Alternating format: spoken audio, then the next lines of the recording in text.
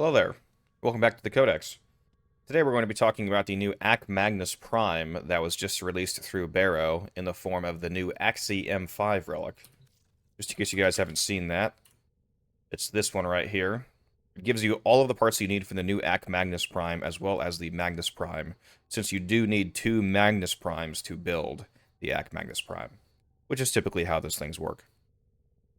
Now let's go take a look at the actual weapon here.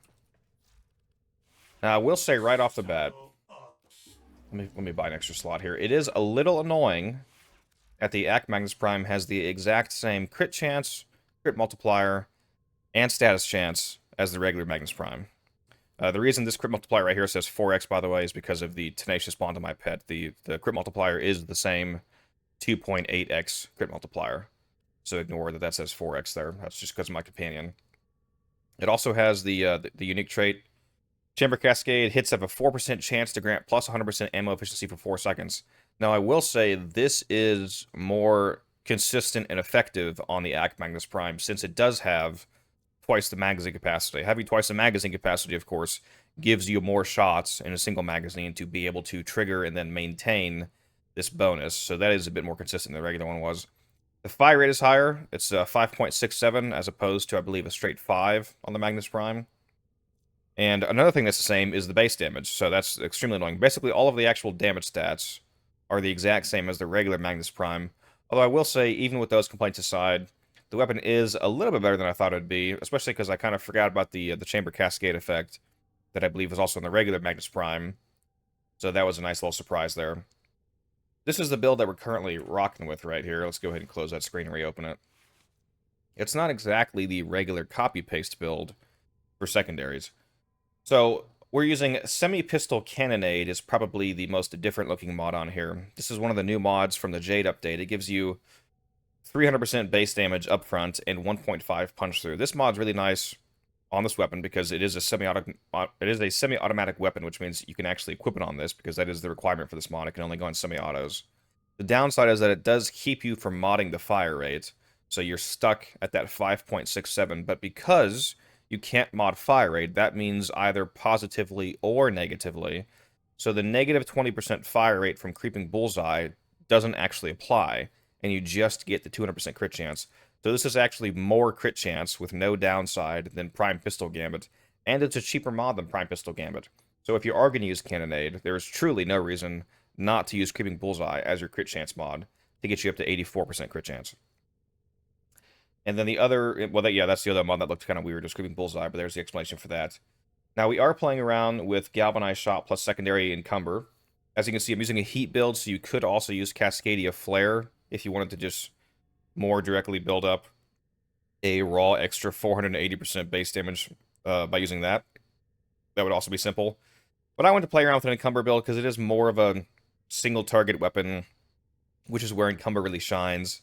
If you wanted to go full max damage on this build, you would technically have at least more immediate upfront damage if you had a primed Expel mod here, for example, instead of the Semi-Pistol Cannonade. And the reason that I'm not running Lethal Torrent, by the way, is because since I am running that Semi-Pistol Cannonade, I would only benefit from the 60% multi-shot and not the 60% fire rate for Lethal Torrent. So I figured I would play around with dropping it on this build. We're using Steady Hands in the X list just to turn the weapon to a laser beam, especially when you activate the setting. If you go into your settings here, not quests, that's not settings. If you go into your options here and go to accessibility, you can turn on fire manual weapons continuously. While this is enabled, if you just hold down your mouse with a semi-auto weapon, it'll just keep firing, essentially, as if it's full auto. So especially once you trigger that infinite ammo buff on the Akmagnus Prime, it's really nice to be able to just hold down the mouse and keep firing and also consistently hit those headshots thanks to the recoil reduction from Steady Hands. So that's essentially the logic behind the build. The rest of the mods are pretty standard, of course. Galvanized Diffusion for multi-shot. We're using a very high damage corrosive in heat build. A lot of raw corrosive thanks to Prime Convulsion. A lot of raw heat thanks to Prime T to Charge. And yeah, let's go hop over to the Kuva Fortress and see how this performs. Editing Codex here. One more quick note, actually, about Cascade Chamber. When it says it has a 4% chance per hit to give the plus 100% ammo efficiency for 4 seconds, So basically a 4% chance per hit for infinite ammo for 4 seconds. Keep in mind that, of course, this is affected by multi-shot, so the galvanized chamber making you always shoot at least 3 shots and occasionally 4. That's essentially a 12 to 16% chance per trigger pull for that. But also, this is able to trigger from damage over time effects.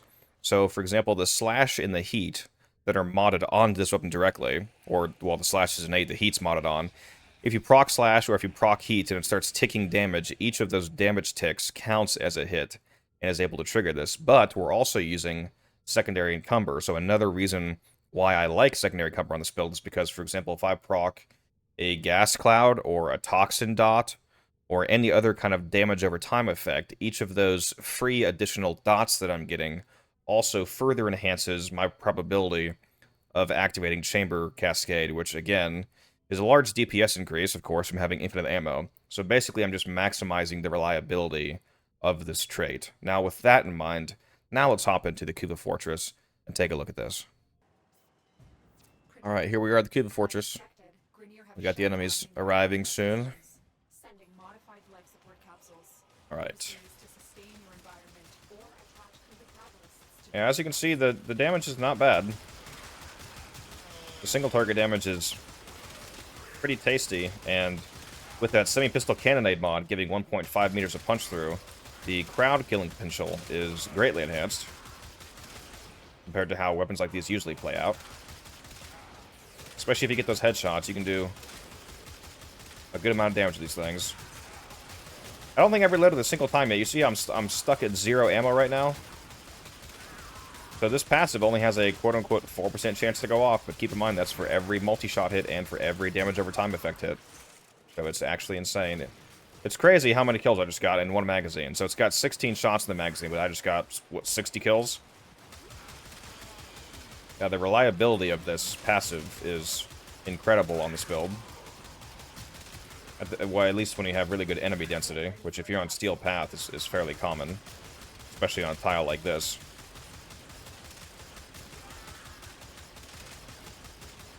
See how many kills I get to this time without reloading.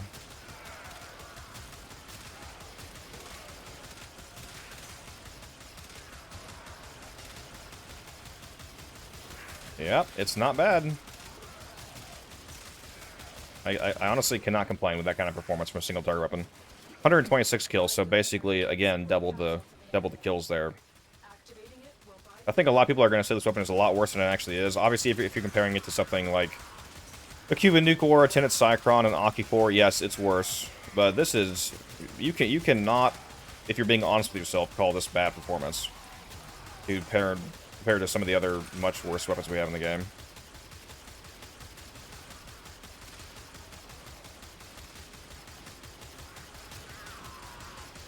I'll wait for an Acolyte to show up, of course. As I always do. And in the meantime, we'll just keep killing stuff. Right now, I'm Orange King thanks to my cat, so of course if that happens, they'll pump out even more delicious amounts of damage. The nice thing about the fact that this weapon does have puncture built in, and also the secondary encumber that I'm using, is because puncture procs add 5% flat crit chance to the enemy per proc. It means that after a few puncture procs, you get that 84% crit chance, up to 100% basically. So the crits are a bit more reliable than the arsenal looks. I'm going to go ahead and jump ahead to when the Acolyte arrives, guys, just so you can go ahead and see that. And then that'll bring the video to a close here. Alright, here comes the Acolyte, it looks like. Now, I did just activate Nourish as well, so we can get an example of what the weapon is like when you also slightly buff it with a Warframe ability, for example. See if I can get these headshots here. How about a little Magis lockdown to try and help me out? There we go. Why?